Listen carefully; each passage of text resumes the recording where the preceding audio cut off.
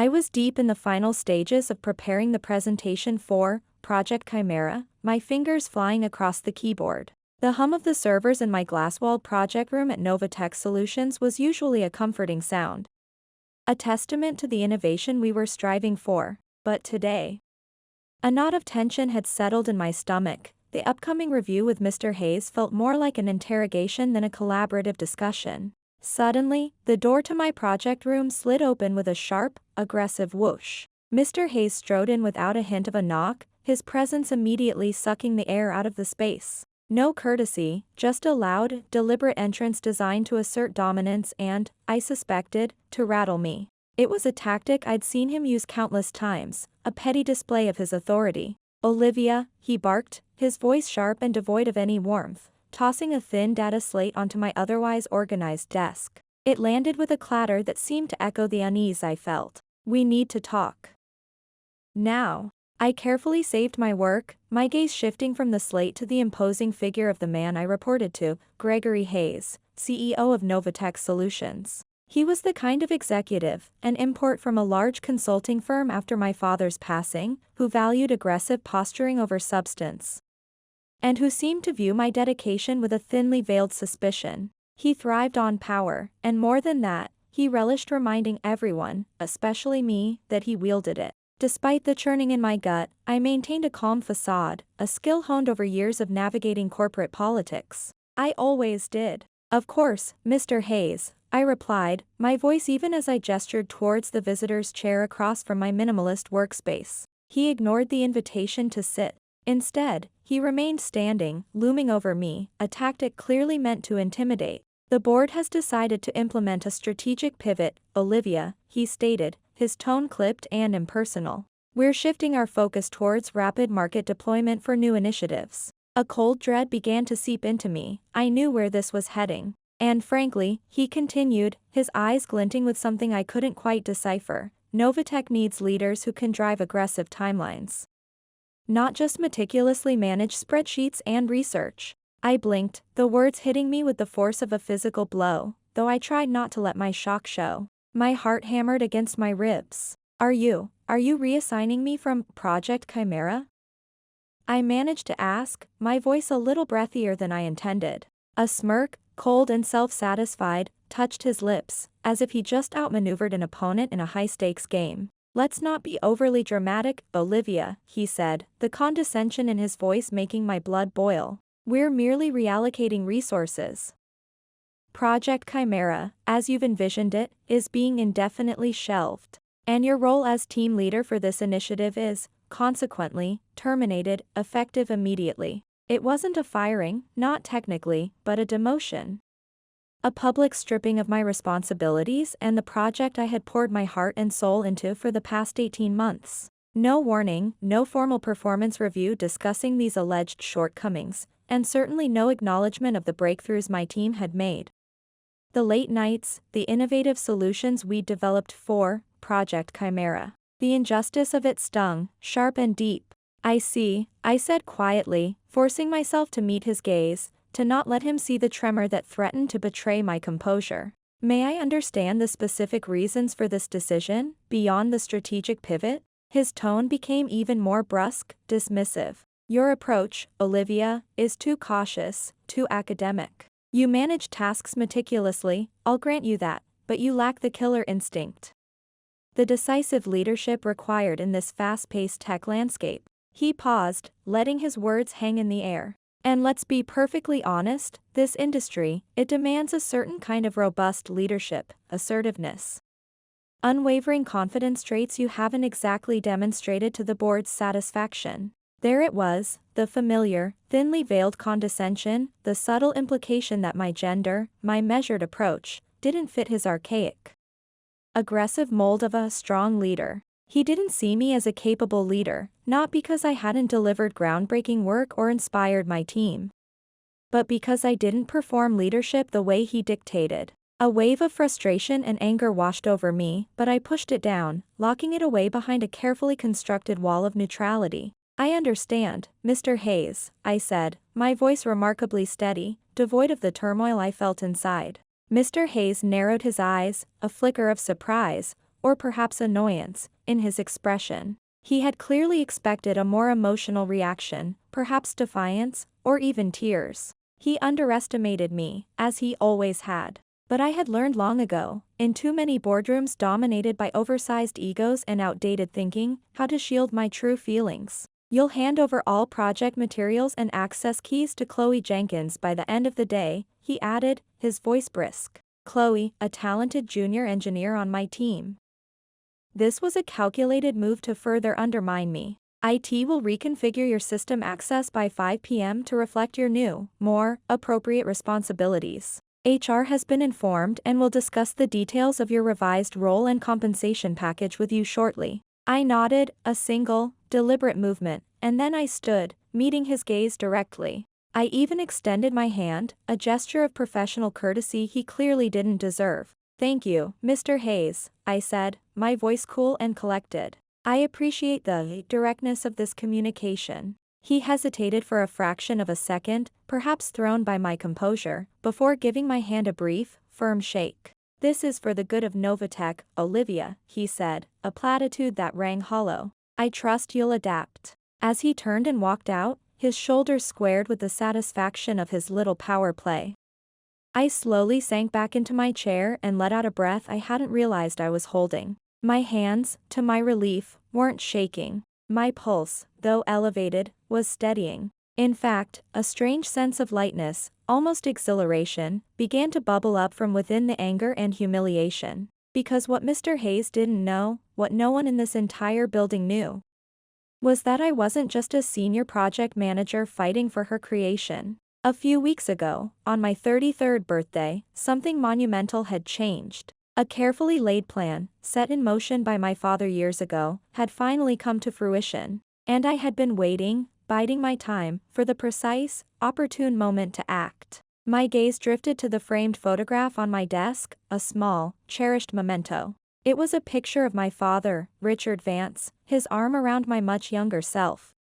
Both of us beaming proudly at the groundbreaking ceremony for Novatech Solutions' first research facility, a place born from his genius and dreams. The same company Mr. Hayes was now so callously reshaping in his own image, disregarding its foundational principles. I ran my fingers along the cool metal edge of the frame, a familiar ache of longing for his wisdom and guidance tightening my chest. "You always told me to be patient, Dad," I murmured, my voice barely a whisper in the sudden quiet of the project room. "You said to wait until the time was absolutely right, until they showed their true colors." And Mr. Hayes, in his arrogance, had just done exactly that. I stood, a new resolve hardening within me, and began to gather the few personal items from my desk. I didn't take much: a favorite coffee mug my team had gifted me last Christmas, a couple of well-worn programming textbooks, and a stack of old notebooks filled with innovative ideas, sketches for projects that had never seen the light of day under Mr. Hayes's stifling, risk-averse regime. Outside my project room, the usual office buzz seemed muted, tinged with an undercurrent of hushed curiosity. A few of my team members, their faces etched with concern, offered sympathetic glances as I passed. Others, perhaps fearing association or simply unsure how to react, quickly averted their eyes. No one asked direct questions, but I could almost hear the unspoken thoughts, the worried speculations hanging in the air. Did Olivia get demoted? What happened with Project Chimera? Is Mr. Hayes clearing out everyone loyal to Richard Vance's vision? I left the Novatech Solutions building with a small, composed smile, offering no explanations, no drama, just a quiet dignity he couldn't touch. As I stepped out into the bright California sunlight, I felt an immense weight, the accumulated burden of years of frustration and stifled ambition, begin to lift from my shoulders. They thought they had sidelined me, diminished my career, perhaps even broken my spirit. But what Mr. Hayes and his allies had actually done was hand me the perfect, unassailable justification to act. They had given me the green light. I reached into my bag for my phone, my fingers already composing a text message to Mr. Croft, my father's longtime attorney and confidant. "Mr. Croft," I typed, "it's time. Please prepare everything as we discussed." The reply came back almost instantly, a testament to his readiness. "Understood, Olivia. The necessary arrangements for the special shareholders meeting can be finalized within 5 business days." I will await your signal to proceed with notification. I looked back at the gleaming glass and steel structure of the Novatech Solutions headquarters, its modern facade glinting in the afternoon sun. Mr. Hayes undoubtedly believed this was over, that he had successfully neutralized a perceived threat to his authority. He had absolutely no idea what was coming. The next time I walked into that boardroom, it wouldn't be as a subordinate project manager, summoned to justify her work. It would be as the undeniable majority shareholder of Novatech Solutions. And the smile I wore that day, I vowed to myself, would be entirely, unequivocally real. Only a few weeks earlier, I had found myself sitting in the hushed, elegantly appointed office of Julian Croft. My family's trusted attorney for decades, a man who had been more like an uncle to me since my father passed. My heart had been aflutter with a mixture of anticipation and trepidation. In my hands, I held a thick, sealed envelope. A package I wasn't permitted to open until the precise moment the clock struck midnight on my 33rd birthday. My father, Richard Vance, had always possessed a flair for the dramatic, a belief that moments of great significance deserved a certain gravitas. He often said it helped to etch their importance into memory. And this, Mr. Croft had assured me with a knowing smile, was a moment of profound significance. Olivia, Mr. Croft had said, his voice gentle but firm, carrying the weight of long-held secrets, your father, Richard, left very explicit, very clear instructions regarding this. You are not to open this envelope a second before your 33rd birthday. I had managed a polite, if somewhat strained, smile, my curiosity battling with a strange sense of unease. It felt so momentous. What on earth could it be, Mr. Croft? I asked, trying to sound casual. Some extraordinarily delayed birthday gift from Dad. Or perhaps a treasure map. He offered a warm, paternal smile, but his eyes held a seriousness that told me this was no light matter. He knew the contents, of course, but he wasn't about to spoil my father's carefully orchestrated revelation. Your father was a man of extraordinary vision, Olivia, he said instead, his gaze direct and kind. And he trusted you implicitly, more than anyone else in this world. That single, powerful sentence resonated deeply within me in the days and weeks that followed. A comforting echo of my father's unwavering belief in me. My father, the brilliant founder and former CEO of Novatech Solutions, the very company where I now found myself marginalized, had always championed foresight, meticulous planning, and preparing for every eventuality. And above all, he had believed in me, in my capabilities, in my integrity. When he passed away 5 years ago, when I was just 28, Novatech Solutions began to change, almost imperceptibly at first. Then with gathering speed, it became a colder, more impersonal place, driven by short-term profit margins and aggressive, often ruthless, corporate maneuvering, rather than by the innovative spirit and the deep-seated respect for its employees that my father had so carefully cultivated. Gregory Hayes had been brought in as CEO shortly after.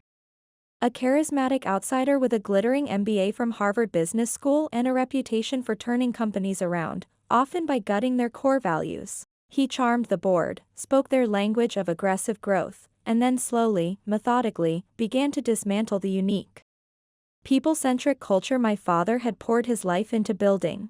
I had stayed, clinging to the hope that I could somehow protect what remained of his legacy from within. That I could be a quiet guardian of his principles. But now, reeling from Hayes's latest move, I realized with a chilling clarity that my father must have foreseen a day like this. A moment when his vision for Novatech would be truly threatened. And true to his nature, he had prepared for it, leaving behind a final, powerful contingency. On the morning of my 33rd birthday, just a few weeks before Mr. Hayes's pronouncement, I had opened that fateful envelope. I was alone in my quiet apartment in San Jose, sitting in the sun-drenched breakfast nook where my father used to read the Wall Street Journal every Sunday morning. A cup of black coffee steaming beside him. The familiar warmth of the California sun streamed through the window, yet a shiver of anticipation, or perhaps apprehension, ran down my spine. Inside the main envelope was a personal letter, and beneath it, a weighty, official-looking document, adorned with embossed seals and legalistic script. My fingers, trembling slightly, unfolded the letter first. It was handwritten, in my father's familiar, neat, and slightly angular script, a script I knew as well as my own. My dearest Olivia, it began, and my eyes immediately welled with tears. If you are reading this, it means you have reached your 33rd birthday, and more importantly, it means you are ready. I never doubted that you would be, not for a single second, my brilliant girl. A soft sob escaped me then. You have spent your life working twice as hard, often for half the recognition you so richly deserved. I saw it all, Olivia, every quiet sacrifice, every late night spent mastering complex algorithms. Every act of integrity that went unnoticed by those who should have been paying attention. I also saw how Novatech began to change after I stepped away, how the heart of it began to dim. And I knew, with a certainty that chilled me, that there might come a time when you would need more than just a seat at the table to protect what we built, to protect its soul. So, my darling daughter, I decided to give you the entire table. I paused, blinking hard against the fresh wave of tears, my breath catching in my throat. My hands, now visibly shaking, reached for the formal document beneath the letter. It was a meticulously drafted trust agreement, properly filed and notarized by a prestigious San Francisco law firm. According to the intricate legal language of the trust, 90% of the Novatech Solutions Company shares that my father had retained when he stepped down as CEO had been placed in this trust, under my name. These shares, and all their attendant voting rights, were to be held in trust until I reached the age of 33. At which point full ownership and all controlling rights would be activated and transferred to me, immediately and irrevocably. 90%. The number swam before my eyes. I read the clause 3 times, then a fourth, my mind struggling to grasp the sheer magnitude of what it meant. I wasn't just a shareholder, I was the overwhelming majority owner, the indisputable controlling shareholder of Novatech Solutions. My entire body began to thrum with a potent cocktail of emotions, disbelief, a surge of adrenaline that made my head spin. Gratitude so profound it was painful, and something else, something new and unfamiliar, power. Not the brash, domineering power that Mr. Hayes wielded, but a quiet, measured, undeniable power, a legacy of trust from my father. I called Mr. Croft immediately, my voice choked with emotion. Mr. Croft, the letter, the trust, is this truly real? I asked, barely able to articulate the words. Yes, Olivia, he replied, his voice calm and reassuring, a balm to my frayed nerves. It is absolutely real. Your father, with his characteristic foresight, structured the trust with utmost discretion to avoid any premature public filings or speculation. It was, and is, completely airtight. The board, Mr. Hayes included, has absolutely no knowledge of this, unless and until you choose to inform them. A whirlwind of questions filled my mind. But why, Mr. Croft? Why didn't he activate it sooner? Why wait until I was 33? Richard wanted you to experience Novatech on your own terms first, Olivia, Mr. Croft explained gently. He wanted you to forge your own path, to understand the company from the ground up, to see who the key players truly were. To observe their motives and their loyalties, or lack thereof. He wanted you to be certain, in your own heart and mind, that you truly wanted this responsibility before you were in a position to exercise the power that comes with it. That explanation struck me with the force of a revelation, illuminating years of quiet struggles and frustrations. I had spent so many years feeling underestimated, being overlooked in meetings, my ideas subtly dismissed or, worse, co-opted by others who then took the credit. I had watched as less competent, but more overtly aggressive, male colleagues were promoted ahead of me.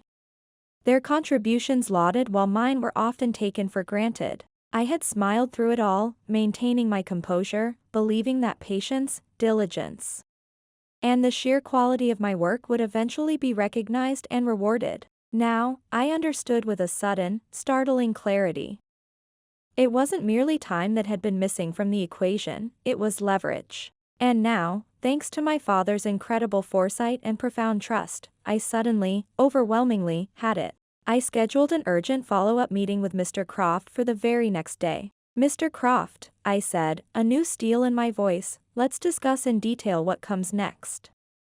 Let's plan our strategy. He didn't miss a beat, his response immediate and professional. Of course, Olivia. We will prepare all the necessary documentation to formally call for an emergency shareholders meeting. We can have the notices drafted and ready to serve to the board members as soon as you give the word. Don't notify them yet, I said, a clear plan beginning to form in my mind, a spark of righteous anger igniting my resolve. Not until I give the explicit word. There was a brief, thoughtful pause on the other end of the line. Olivia, Mr. Croft asked, his tone carefully neutral, may I inquire as to what, precisely, you are planning? I walked over to the large window of my apartment, gazing out at the bustling streets of downtown San Jose, at the endless stream of traffic. People rushing about their day, entirely unaware that in the corporate world of Novatech Solutions, everything was about to fundamentally change. I'm planning to walk into that Novatech boardroom, Mr. Croft, I said, my voice calm, resolute, and filled with a certainty that surprised even myself. And I'm planning to show Mr. Gregory Hayes and his complacent board members exactly who they so arrogantly tried to cast aside. I deliberately skipped the mandatory exit interview that HR had scheduled. My Novatech email account pinged twice with reminders from a junior HR representative, polite but insistent. Then a formal, slightly sterner email followed. I ignored them all, archiving them unread. My focus was elsewhere, on a much larger, more significant engagement. Instead, I found myself seated in a quiet, discreet corner booth of a sophisticated downtown San Francisco cafe. The aroma of freshly roasted coffee beans a welcome contrast to the stale air of corporate intrigue. I sipped a perfectly crafted flat white, the warmth seeping into my chilled hands, while Mr. Julian Croft, his expression thoughtful, meticulously reviewed the final draft of the shareholder meeting request. It was all there now, official, set down on crisp, expensive paper. I, Olivia Vance, held 90% of Novatech Solutions' voting power. It was a legal and financial reality that Gregory Hayes, in his wildest, most arrogant dreams, would never have anticipated. Are you absolutely certain you're ready for this, Olivia? Mr. Croft asked, adjusting his distinguished silver-rimmed glasses as he slid the stack of documents across the polished mahogany table towards me. His gaze was searching, concerned, but also filled with a quiet admiration. Once you submit this, he cautioned, his voice low and serious, you'll effectively be launching a Tomahawk missile directly into their boardroom. There will be no turning back. I met his gaze directly, my own voice steady, unwavering, reflecting the cold resolve that had solidified within me. Mr. Hayes and his allies pulled the pin on that grenade, Mr. Croft. The very moment they decided to undermine my work and attempt to dismantle my father's legacy. He gave a small, almost imperceptible nod, a flicker of grim satisfaction in his eyes. Fair enough, Olivia. Very fair indeed. The documents themselves were remarkably simple, as most truly powerful instruments often are. They constituted a formal notice for a special emergency meeting of shareholders, with a single, starkly worded agenda item. A comprehensive review of current executive leadership performance and the immediate appointment of new executive management for Novatech Solutions. Mr. Hayes wouldn't be expecting it, he wouldn't even see it coming. That was precisely the point. His entire leadership style, his very persona, was built upon an edifice of unshakable self-confidence and aggressive, often bullying, control. He bulldozed his way through meetings with a barrage of corporate jargon and buzzwords, systematically steamrolled quieter, more thoughtful voices, and skillfully weaponized a superficial charm when it suited his purposes. The Novatech board, composed mostly of older, more traditional businessmen who, I suspected, were impressed by his bravado and his Harvard MBA, had allowed him to operate unchecked for far too long. They were about to discover, in a very public and undeniable way, just how fragile that kind of unchecked, ego-driven power truly was. I will have the notices officially served to each board member by courier first thing Friday morning, Mr. Croft continued, outlining the next steps with precision. The special meeting will then be legally scheduled for the following Tuesday, as per corporate bylaws. He paused, a slight smile playing on his lips. That should give Mr. Hayes and his associates precisely 2 full business days to contemplate their predicament. And, I imagine, to panic. I couldn't help but return his smile, a genuine, almost fierce smile of anticipation. Perfect, Mr. Croft. Absolutely perfect. That same afternoon, I had a scheduled meeting with Ms. Evelyn Reed, the highly respected trustee from Reed Trust Management, who had diligently and discreetly managed my father's substantial share portfolio, and subsequently my trust, since his passing. She was a woman of formidable intellect, razor-sharp, impeccably discreet, and possessed a memory for financial details that was nothing short of astounding. I have watched that man, Gregory Hayes, systematically dismantle your father Richard's legacy, piece by painful piece, for the past 5 years. Olivia, she said, her voice devoid of emotion but her eyes conveying a deep, simmering anger. She slid a thick, meticulously organized folder across her expansive, glass-topped desk. You owe him absolutely no politeness, no quarter. He has earned none. Inside the folder was a comprehensive dossier, everything I would need for the upcoming boardroom confrontation on Tuesday. There were the original, certified ownership certificates for the shares, complete voting records, and, most damningly, a detailed, evidence-backed summary of Novatech Solutions' performance under Mr. Hayes' leadership. The numbers painted a grim picture: declining employee satisfaction scores from internal surveys, a sharp rise in turnover rates, particularly among key technical staff, documented instances of overspending on lavish executive perks and non-essential travel, and a conspicuously flattening revenue trajectory despite a rapidly growing and highly lucrative market. He's been skillfully hiding the company's deteriorating financial health under a smokescreen of overly inflated projections and carefully curated investor relations presentations. Ms. Reed stated flatly, her expression unreadable. If this pattern of mismanagement continues unchecked, Olivia, he will drive Novatech Solutions into serious financial distress, possibly even insolvency, within 2 years. Of that, I am certain. I nodded slowly, absorbing every word, every damning statistic, the cold fury within me solidifying into a steely resolve. Thank you, Ms. Reed. I will ensure that the numbers, and the truth, speak for themselves on Tuesday. As I left her impeccably appointed office in a prestigious downtown financial district building, I walked past a large, striking mural in the main hallway. It was a specially commissioned oil painting of my father, Richard Vance, standing proudly in front of the very first Novatech Solutions headquarters. A much smaller, humbler building than the current glass tower. He looked younger in the painting, more vibrant than I ever remembered him in his later years.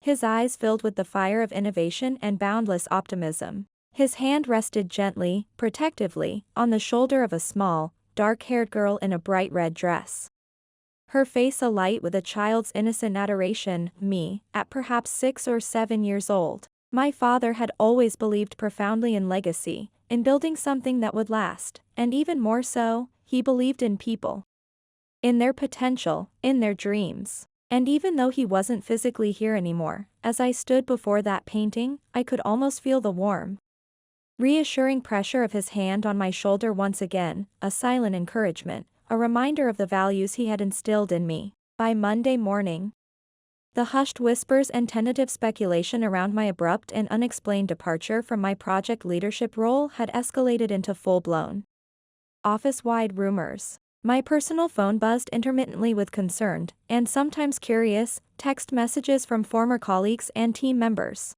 Olivia, what on earth happened? Are you okay? One read. Did you quit? Hayes is acting like nothing's amiss, but the whole department is on edge, another confided. A third, from a close work friend, simply said, Mr. Hayes is being incredibly smug, and HR is being weirdly, almost aggressively, tight-lipped about your reassignment. Whatever you're planning, Olivia, I hope you're okay and that you land on your feet. I didn't respond to any of them, not yet. The silence, the mystery, was a calculated part of the unfolding strategy. I wanted Mr. Hayes to feel secure, supremely confident, absolutely certain that he had successfully and permanently erased me from the Novatech narrative. Let him play king on his ill-gotten throne for a little while longer. Let him underestimate me one last, fatal time. That evening, I stood before the full-length mirror in my bedroom, critically assessing my reflection. I was trying on the tailored navy blue pantsuit I had purchased months ago for a special occasion that had never materialized. It was impeccably sharp, the cut modern and clean, the fabric exuding an understated quality, the kind of attire you wear when you walk into a room not to ask for power, but to unequivocally own it. I practiced what I would say, not a lengthy, emotional speech, but just a few carefully chosen lines, precise, measured, irrefutable.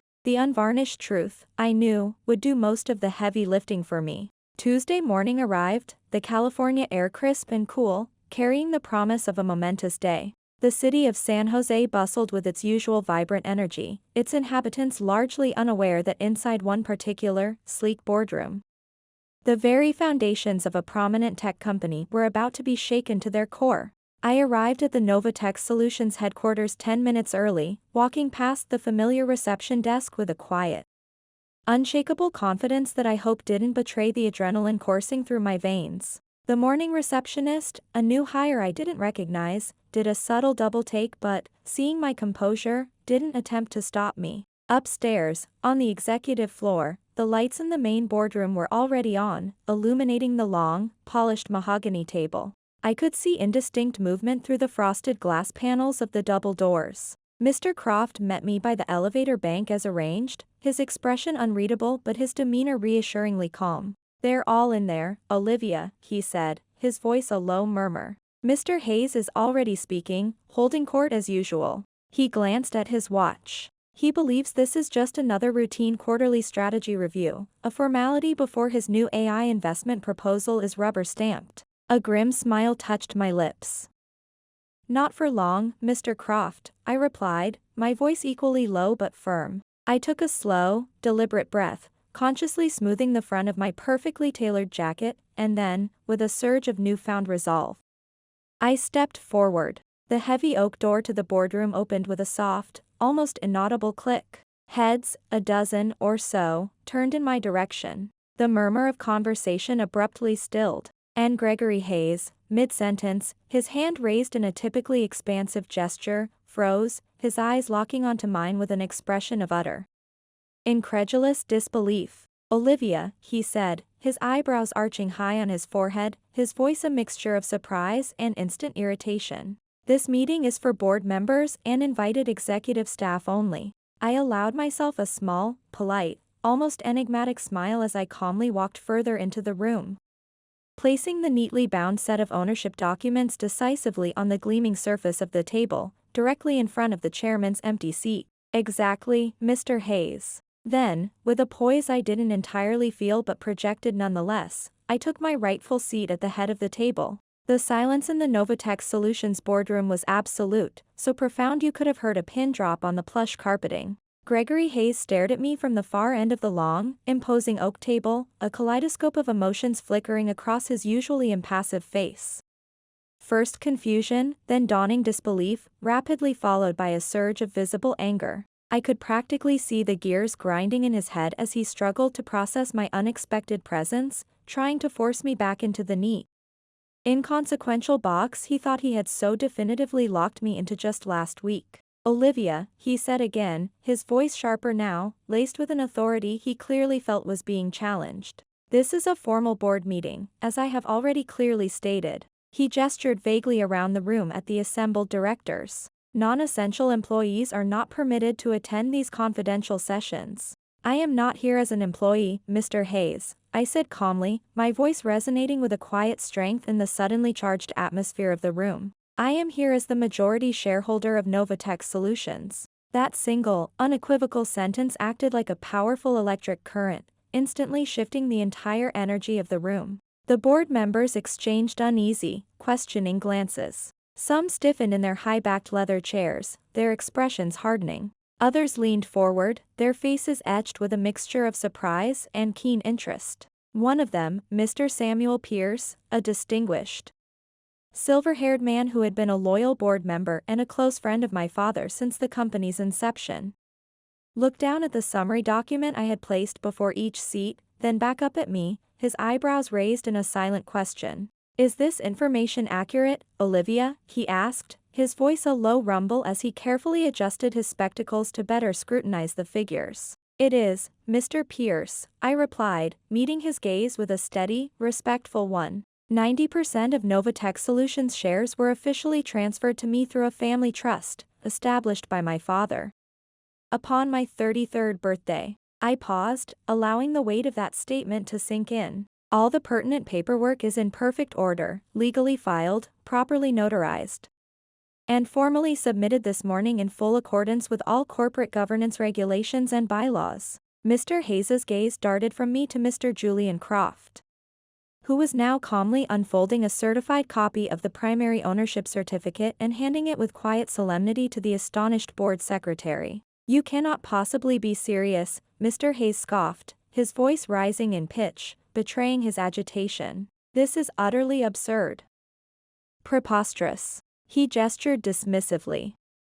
"Why would Richard Vance?" "Because he trusted me, Mr. Hayes," I interrupted, my voice firm but still measured, cutting through his bluster. "And because he possessed the foresight to understand exactly what this company, his company, could become without principled oversight and genuine accountability." The room fell silent once more, a heavy, expectant stillness. Everyone present, every single person around that table, knew precisely what I meant, even if I didn't spell out the damning indictment in explicit terms. Since my father's death, and under Mr. Hayes's subsequent leadership, the vibrant, innovative culture of Novatech had slowly, insidiously turned toxic. He had systematically rewarded sycophantic loyalty over proven competence, valued superficial appearances over tangible results, and the company's performance metrics, despite his attempts to obscure them, had begun to starkly reflect this decline. "Let's get directly to the point of this special meeting, shall we?"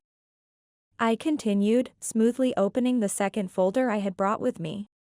This one containing Ms. Reed's detailed financial analysis. As the undisputed majority shareholder of Novatech Solutions, I have exercised my right to call this emergency meeting for the explicit purpose of reviewing the current executive leadership's performance, including, most specifically, the position of Chief Executive Officer. Mr. Hayes shot to his feet now, his face flushing a dangerous shade of crimson, his composure finally shattering. "This is an outrage.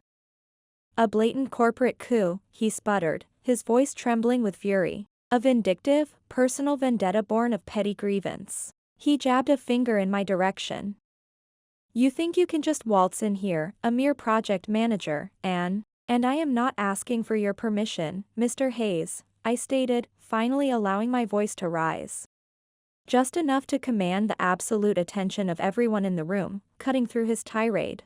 "I am exercising my legal and undeniable rights as the principal owner of this company." Then, with a deliberate, almost theatrical slowness, I slid copies of the damning financial performance report across the polished table towards him and the other board members. "Now, let's talk about actual performance, shall we? Let's talk about facts, not rhetoric." I didn't need to resort to theatrics or emotional outbursts. The cold, hard numbers Ms. Reed had compiled spoke far more eloquently and damningly for themselves. Employee satisfaction, as measured by confidential internal surveys, was down a staggering 38% in just 2 years under his tenure. Turnover in key technical and research departments had skyrocketed by 47%, representing a catastrophic loss of invaluable intellectual property and talent. There were 3 high-level and highly sensitive discrimination complaints currently under HR review, festering due to inaction. And perhaps most critically, Novatech was experiencing flat revenue growth in a market that was, by all other accounts, booming and ripe with opportunity. I have compiled detailed, corroborated testimony from numerous department heads, comprehensive employee survey data, and the results of independent financial audits, I announced, my voice clear and unwavering. Furthermore, I have also documented multiple instances of significant misuse of company funds, specifically unauthorized first-class international travel for non-essential purposes, excessive and unapproved executive bonuses awarded in a period of declining profitability, and deliberately misleading investor reports designed to obscure the company's true financial state. I paused, my gaze locking onto Mr. Hayes, who now looked distinctly uncomfortable. "All of these actions, Mr. Hayes, were signed off and authorized directly under your leadership." The board members began to flip through the pages of the report, their expressions growing increasingly grim. Mr. Pierce, in particular, looked genuinely disturbed, his brow furrowed in deep consternation. The chief financial officer, a man known for his taciturn demeanor and who had remained conspicuously silent until now, leaned over to whisper something urgent to the company's general counsel, who immediately began typing furiously on his tablet. Mr. Hayes's jaw clenched, a muscle twitching visibly in his cheek. "You're deliberately twisting data, taking things out of context to make your little revenge fantasy appear legitimate," he snarled, his voice laced with desperation. "I don't need to twist anything, Mr. Hayes," I replied, my tone icy calm. "The evidence is irrefutable, and it speaks for itself. You operated under the fatally flawed assumption that no one with sufficient power or standing would ever dare to question your authority or scrutinize your decisions. That assumption, Mr. Hayes, ends today." I let that statement hang heavy in the charged air for a long, pregnant moment, meeting the eyes of each board member in turn. "Effective immediately," I declared, pulling out the final, single-page document from my folder. "I am submitting a formal motion to remove Mr. Gregory Hayes from the position of Chief Executive Officer of Novatech Solutions, for cause." I placed the motion on the table. As the holder of 90% of the voting shares, my single vote is more than sufficient to carry this motion. The board secretary, a prim woman who had served the company for over 20 years, looked utterly stunned, her mouth slightly agape. You mean you don't even require a second for the motion, or a formal board vote?" she stammered. "I own 90% of this company, Madam Secretary," I stated simply, but with unshakable authority. "That constitutes an undeniable majority by any legal or practical definition." Mr. Pierce cleared his throat, his expression now one of somber resolution. "In accordance with the established company bylaws, and given the verifiable shareholder majority, the motion stands as presented. It is effective upon the formal completion and filing of the necessary documentation." Mr. Hayes slammed his fist on the table with a resounding thud, his face contorted with rage and disbelief. "You can't do this to me. This is outrageous. Illegal. I believe, Mr. Hayes," I said, my voice now soft but carrying the unmistakable weight of finality, "I already did. Security didn't need to be called, much to my relief." Mr. Hayes didn't physically resist, but as he stormed out of the boardroom, his expensive suit suddenly looking ill-fitting, his face a twisted mask of impotent fury and shattered pride, I noticed something truly remarkable. He no longer looked powerful, or imposing, or even remotely in control. He just looked small, defeated, and utterly irrelevant. Once the heavy oak door clicked shut behind him, sealing his fate, I let out a slow, shaky exhale and turned to face the remaining, somewhat shell-shocked, members of the board.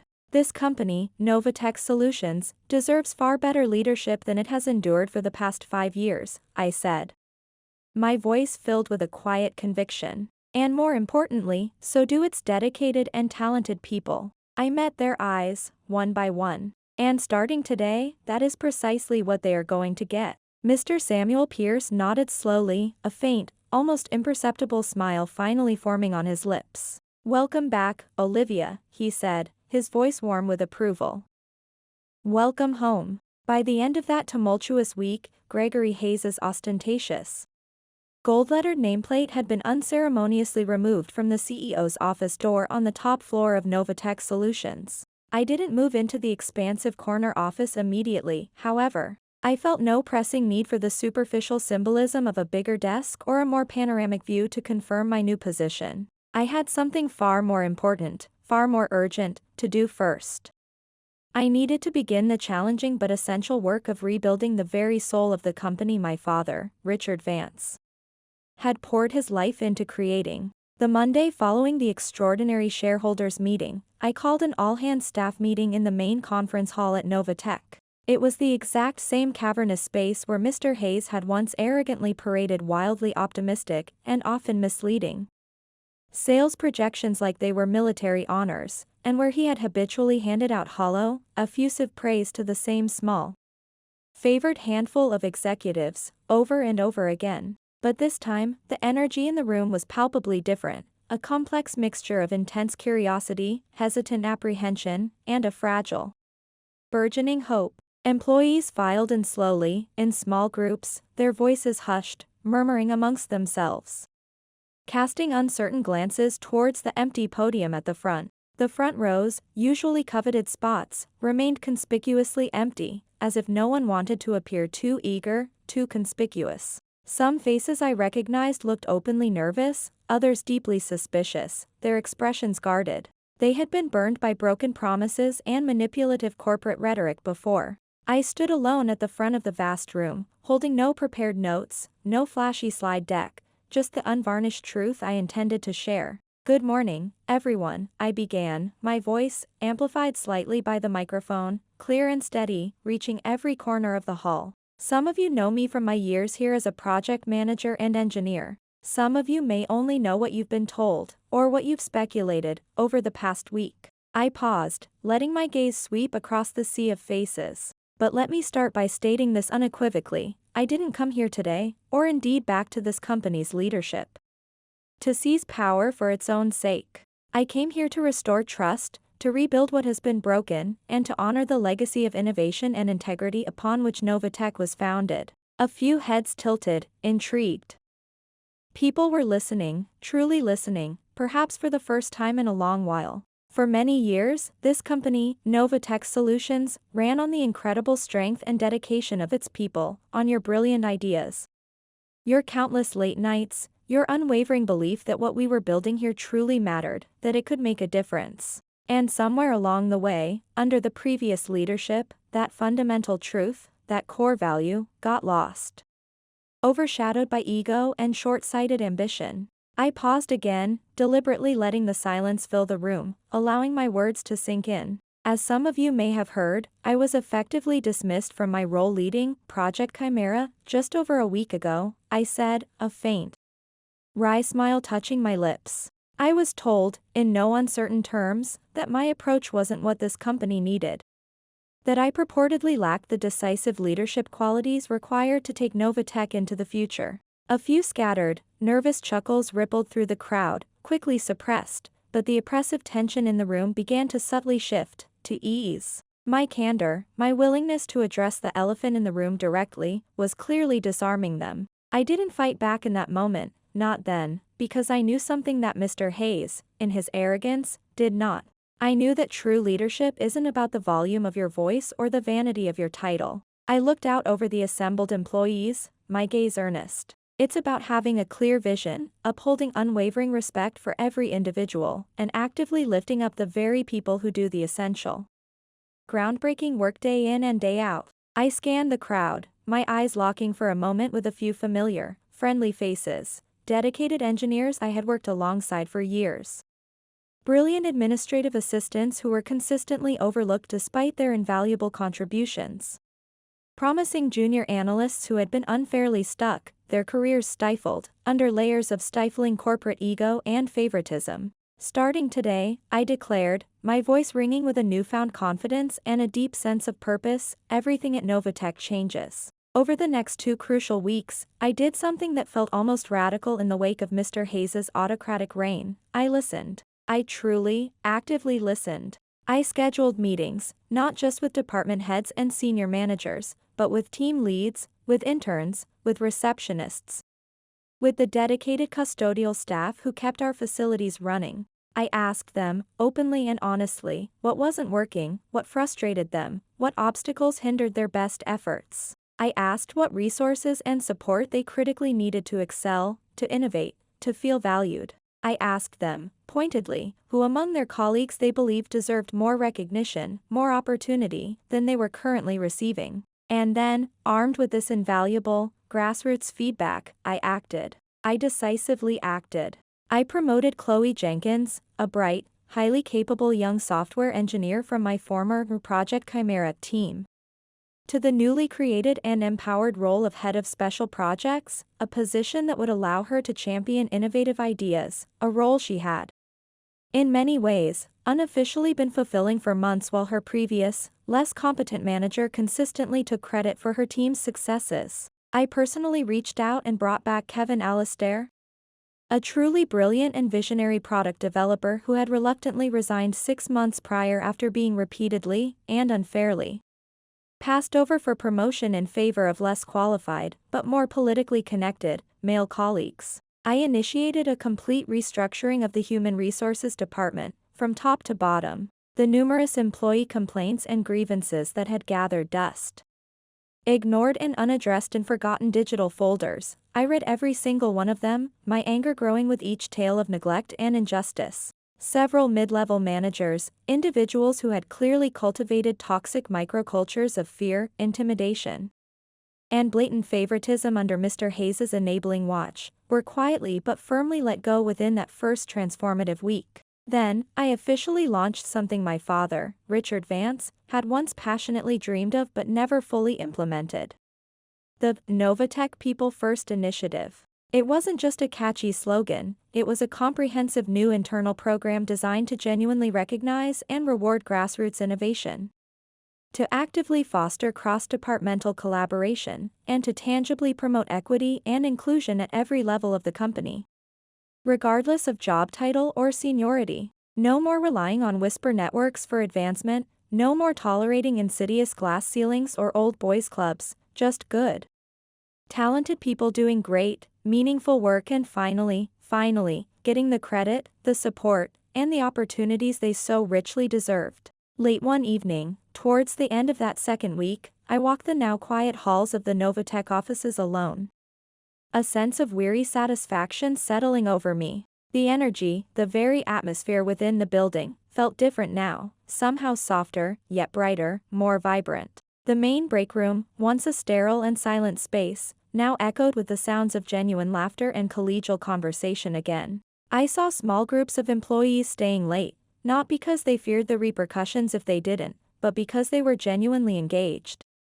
Excited about their projects, collaborating freely. Desks throughout the open-plan office spaces were slowly being repersonalized. Framed photos of families and beloved pets reappeared. Small potted plants added splashes of green.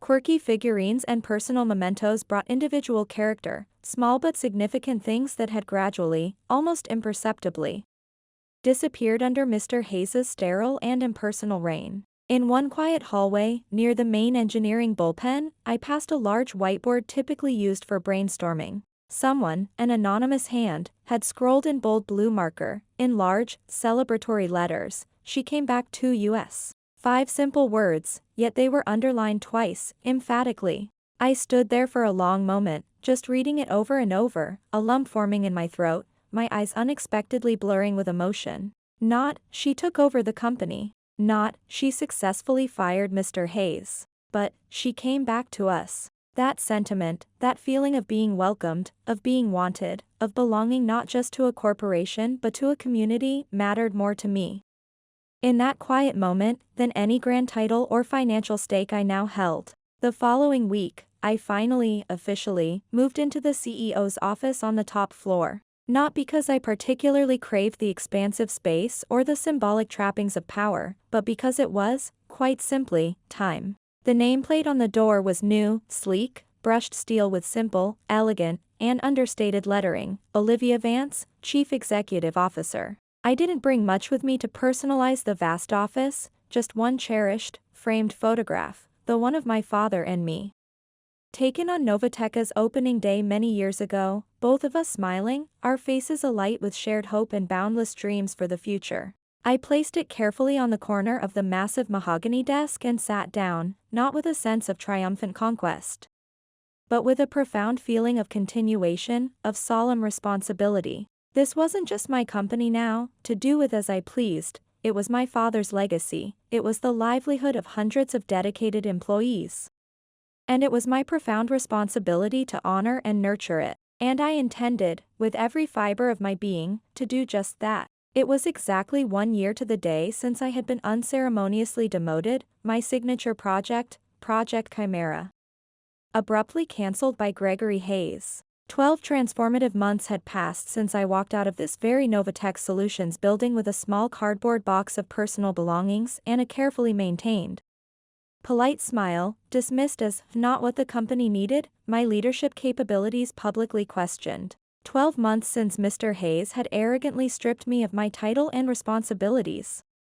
Blissfully unaware that I held something infinitely more powerful, the undeniable truth of my father's legacy and the shares to prove it. And now, as I stood once again before the same gleaming glass doors of the Novatech headquarters, this time in an impeccably tailored charcoal gray suit, a sleek leather portfolio containing the quarterly reports tucked securely under my arm, and the full, acknowledged weight of the company's future resting squarely on my shoulders, I felt something entirely unexpected. Not lingering anger, not a burning sense of triumph over a vanquished foe, just a profound, encompassing peace. I nodded warmly to the front desk receptionist, a bright young woman named Sarah, who now stood respectfully, a genuine smile on her face.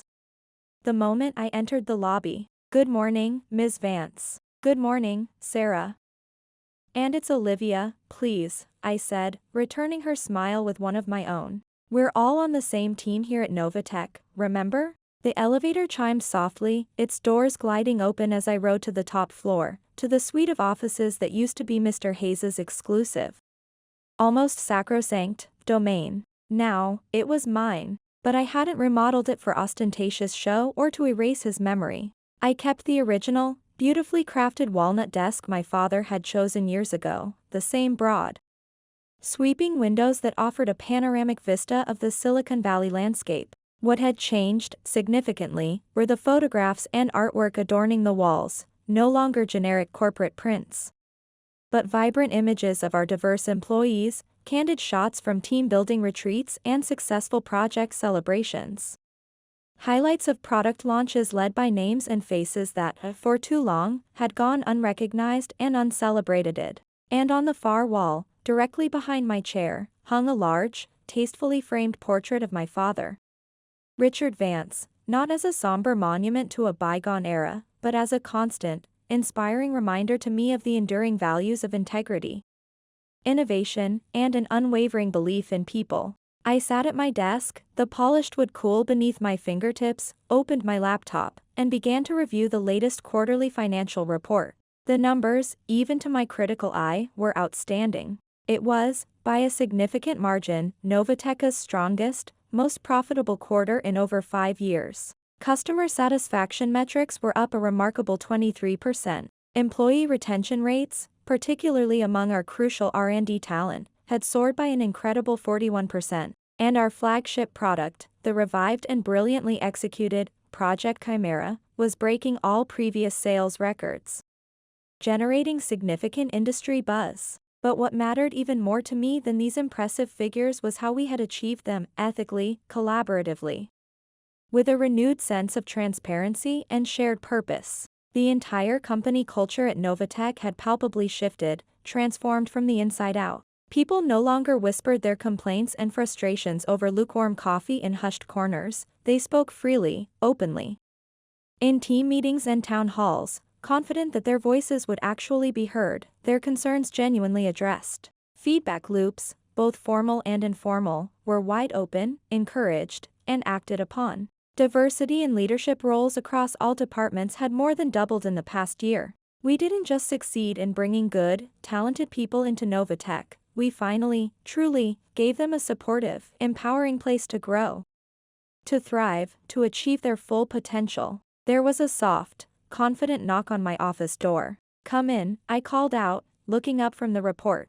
It was Chloe Jenkins, now the highly effective and widely respected head of client experience and innovation, her eyes sparkling with intelligence and enthusiasm, even behind her stylish, modern glasses. She carried a tablet, its screen glowing with what I suspected was another brilliant proposal.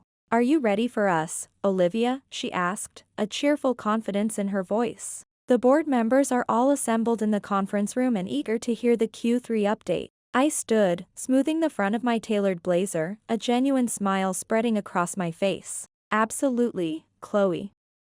Let's go show them what we've accomplished together." The Novatech boardroom looked different now too, not so much in its physical decor, which remained elegantly understated, but in the very presence and demeanor of the individuals seated around the long mahogany table. For the first time in Novatech's entire corporate history, nearly half the board members were women, bringing diverse perspectives and invaluable expertise. Several of the newly appointed members were under 40, infusing the discussions with fresh energy and challenging outdated assumptions. They brought new, innovative perspectives to the table, asked harder, more insightful questions, and, as a direct result, made demonstrably better, more forward-thinking strategic decisions for the company. At the center of the table, moderating the discussion, sat Mr. Samuel Pierce, no longer just a board member but now our esteemed chairman. His wisdom and calm authority a guiding force. Beside him was a new face, Richard Tanaka, one of our recently engaged strategic advisors, a brilliant, innovative mind coupled with a genuinely decent heart, precisely the kind of principled, visionary individual my father would have deeply respected and implicitly trusted. Before we officially begin the quarterly review, Mr. Pierce said, his voice warm and inclusive, gesturing amiably towards me, our CEO, Olivia, has a few words she'd like to share. I hadn't actually planned to make any formal opening remarks, but standing there, with every eye in the room upon me, not with judgment or skepticism, but with unmistakable respect and anticipation, I realized something profound. This moment, this feeling of shared purpose and mutual trust, this was the very essence of what my father had always strived for. What he had so carefully prepared me for all those years. I want to sincerely thank all of you, I began, my voice clear and heartfelt, for believing so strongly in the necessity of change. For making the often difficult but courageous decisions when easier, safer options might have seemed more expedient. And for working alongside me with such dedication to help rebuild a company that unequivocally puts its people and its principles before raw, unchecked power. I paused, allowing the genuine emotion behind my words to settle in the room. Someone once told me, not so very long ago, that I lacked the essential qualities of leadership. I continued, a faint, knowing smile playing on my lips. But I've learned that true leadership isn't about the volume of your voice or the grandiosity of your title. My gaze swept around the table, meeting the eyes of each board member. It's about having a clear, unwavering vision, embracing complete accountability for your actions, and possessing the moral courage to consistently do what's right, especially, and most importantly, when it's difficult or inconvenient. I smiled then, not a forced corporate smile, but a genuine, heartfelt expression of gratitude and pride. My father, Richard Vance, built this company, Novatech Solutions, upon those very foundational values. And I am incredibly proud, and deeply humbled, to say that today, we are finally, truly, living up to them once again. A quiet beat of silence followed my words, and then, applause, not thunderous or perfunctory, but warm, genuine, sustained applause. The kind that resonates deeply and stays with you long after the sound has faded. That afternoon, I deliberately took the long way back to my office, meandering slowly through each department. Much like I used to do in my earlier years at Novatech, when I was just another face in the engineering crowd, another cog in the corporate machine. I stopped frequently to check in with various teams, to offer encouragement, to laugh with a group of software developers celebrating a breakthrough, to exchange enthusiastic high-fives with a team of marketing interns who had just successfully pulled off their first major product campaign. In the main employee break room, which was now always bustling with activity and conversation, someone had baked a huge batch of colorful cupcakes to celebrate a beloved intern's last day before returning to Stanford. I took one, a chocolate one with bright blue frosting, sat down amongst the cheerful group, and simply talked and listened, about weekend plans, about favorite movies, about nothing particularly important, for a good 20 minutes. Because Novatech Solutions wasn't just a company anymore, not just a place of work. It had once again become a community, a place where people felt they genuinely belonged, where they felt valued, respected, and empowered to do their best work. And that, I realized with a deep sense of satisfaction. More than soaring stock prices or prestigious titles or any lingering thoughts of past injustices, that was the real, enduring win.